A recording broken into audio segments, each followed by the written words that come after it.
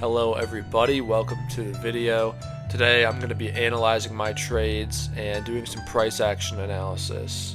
So today is Tuesday, September 17th. Today I identified around bar 10, around 8:15 Mountain Time, 10:15 Eastern Time, that the directional bias today is short. What caused me to identify this short bias? Really, it was just all these up wicks on these candles. So at the start of the day, I had thought we want to be biased to the upside. We're in an uptrend on the hourly. Um, it just we gapped up. It seems like we want to be biased to the long side. But what caused me to switch? Just all these wicks to the upside. This initial first 5 bars showing we did have some pretty strong bearish strength. It had come down faster than I thought. And yeah, I've switched thesis. I realized that even though we are kind of in an uptrend on the hourly, that this is just a pullback to the long side, and we're gonna have a move down. At least so I thought in the morning. I ended up being right. I didn't catch this big move down because I wasn't trading. I had stopped trading. I had just said, all right, I think I'm wrong. It's probably going to be a range day. Turns out I was right. We did get a big move down. We did close this gap. But I still made money today. Let me open up the performance center. I made $60 on the account. Why is this not loading? It doesn't load when I make it big for some reason, but we can just look at down here. $75. Half of my trades were wins. Half were losses. This is what my account did. I was up $30. Then I lost money. I was down about 60, and then I was up like 75. And yep, and ended the day up 60. So yeah, let's just break down my trades real quick. Keep this video short, sweet, and concise. I did record my trades today, but I figured it would be easier just to, I don't know, just review it like this, in this format, instead of going over review tape. So yeah, here I had bought one contract, and then I had bought another contract on the close of, or at the start, I think, of this candle. I sold one contract down here, and I was going to try and hold the other one to come down to this level. It didn't come down. It went back and stopped me out here because I moved stop loss down to here. I tried for another short. Was like 50 points in profit at one point at the bottom of bar 14, but it came back, stopped me out. I should have just closed right here for a small profit because this is a confirmation bar to the upside. I should have just closed out. I walked away. I said I don't want to take any more trades right now because I think it's going to go up higher before it goes down again. It did. Could have shorted. This probably would have been a pretty good short at the top of the Keltner channel. I did not take it. Oh well. I ended up getting short on bar 20 after this, but that wasn't a good idea. I realized it shortly after. I should not have gotten short here because this is not good expected value. This is not a good risk bar. After a move like this, we want to wait for another pullback. So even after getting stopped out, I had planned to enter again at the next point that I had a confirmation bar bearish. That point came quicker than expected, only 1 bar later at bar 22. So I entered short. At the start of this bar, I sold another 2 contracts? I thought I had 2 contracts here. I thought, yeah, this is 2 contracts. So yeah, I sold 2 contracts here. Had a very good feeling about it going short, so I sold another one at the start of this bar. It came down to the 21 moving average. I got out of 2 out of my 3 contracts. It came back up, and I got out because of this bar looked like a confirmation to the upside. And all day we had just been bouncing off of this 21 moving average level. I should not have sold out here though, because I'll tell you why. This is just a pullback. This is a bearish move. This is just a pullback long.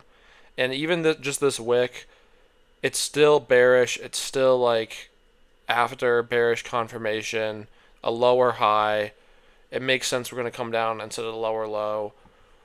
We don't really set a lower low here, but we kind of accept the level. And at this point, this is when I stopped watching the market, because I had thought, okay, this is just going to range. It's just going to go up from here. And I just stopped watching. But had I just watched 15 more minutes, I would have seen more bearish confirmation. The EMA is crossed over.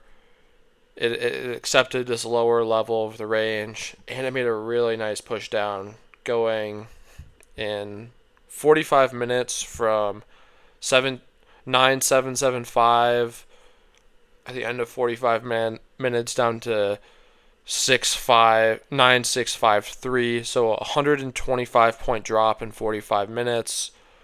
We get that EMA crossover. It happens really quickly, and that's just a beautiful move down, really. I mean, really in 15 minutes. Here, 15-minute candle, 15-minute candle. We close that gap in 30 minutes, 125 points. So that's the move I was looking for here with all this trading the chop. It didn't work out. Took a unnecessary loss by shorting too early at not a good risk candle. This was where I should have placed this trade, so it worked out for me the second time.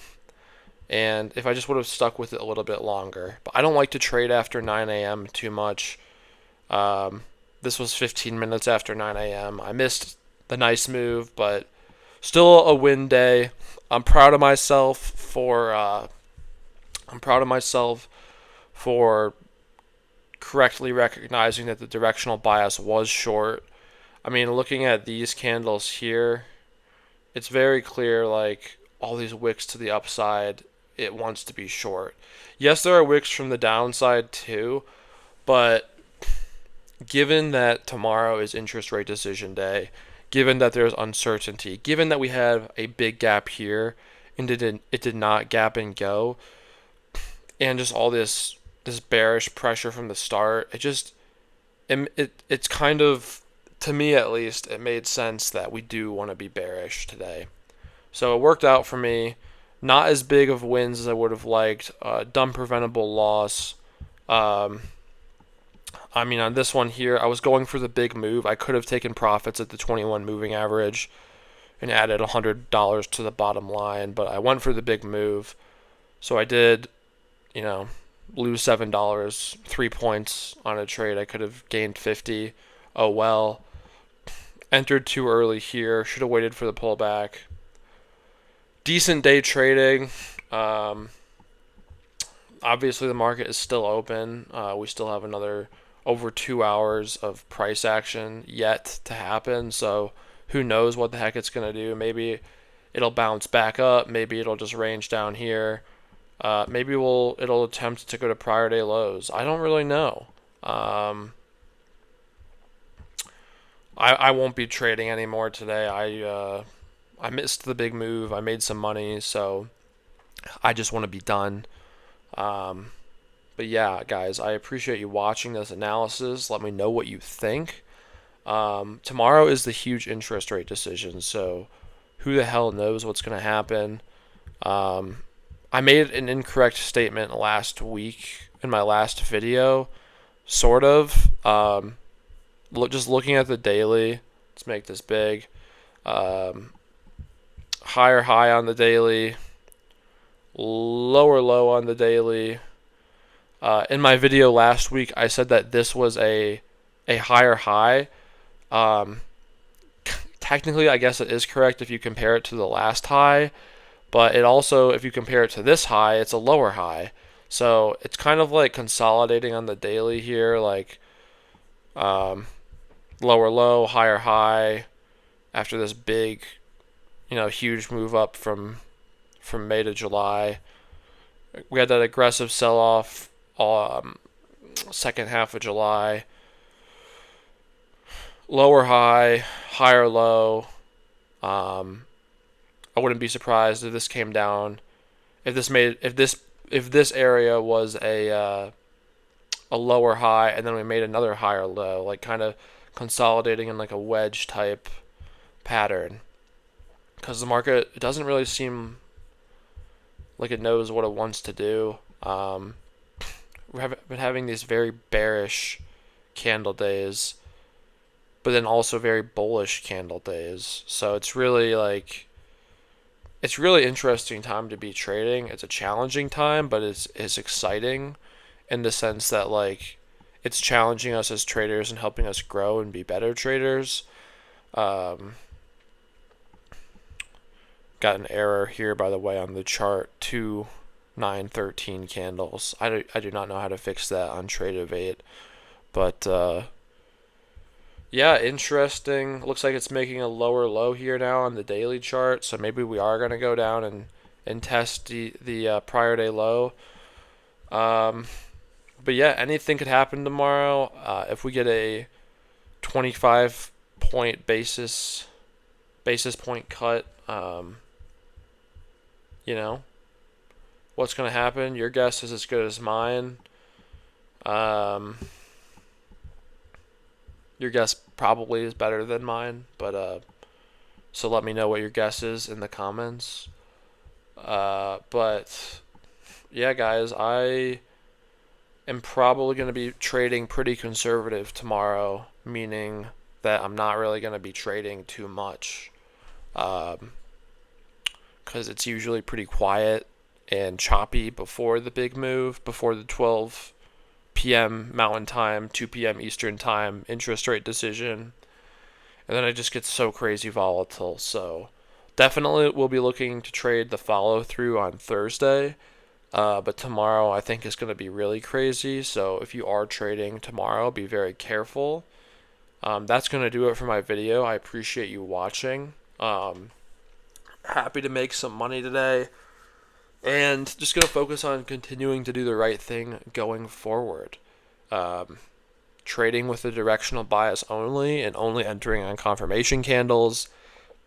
And only entering on confirmation candles that offer good risk, that have a good EV, that aren't like giant, where I have to use like a 50 point, 60 point stop loss. So yeah, exciting time to be a trader. I feel like I'm kind of finally figuring it out. Thank you for watching.